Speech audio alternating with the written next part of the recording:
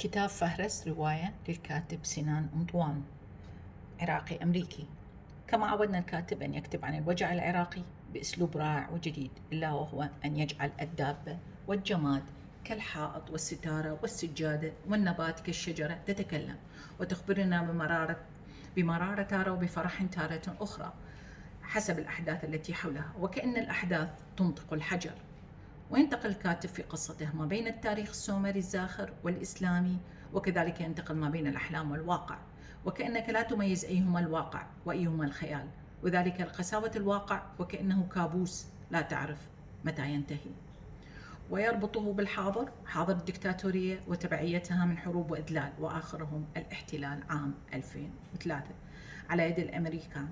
والقصة تدور حول الكاتب واسمه نمير، والذي جاء بعد الاحتلال مع منظمة إنسانية كمترجم من أمريكا، وهو العراقي الأمريكي الذي هاجر من العراق بسبب الظلم والحروب والدكتاتورية في بداية التسعينات، ومشتاق الآن لكل ما هو عراقي من أصدقاء، أقارب، شوارع، والحنين، وخصوصا شارع المتنبي المعروف بكتبه الزاخرة وملتقى المثقفين. وهناك تقع عيناه على مخطوط قديم نادر، ويرتبط بصاحب المكتبة بعلاقة غريبة تربطهما الثقافة. صاحب المكتبة مختل نفسيا جراء ما تعرض إليه من ظلم وحروب وخسارات، إلى أن يفقد بيته وأهله وعقله ويعيش في مكتبته بين كتبه في شارع المتنبي. وبعد إلحاح شديد يوافق صاحب المكتبة عبد الودود أن يرسل مؤلفاته على شكل مخطوطات عن مذكرات عراقية بالإيميل ليترجمها نمير، واسم المخطوط فهرست على اسم القصة.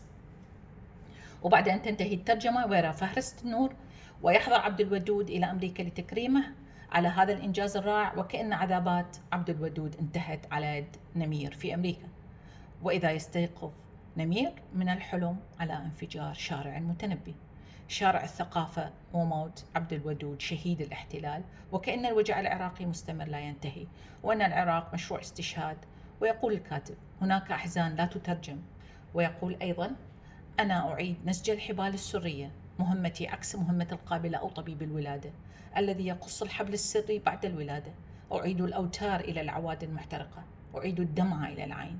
إنه عمل متعب لا ينتهي، وأعدائي كثيرون. سندس العجرم.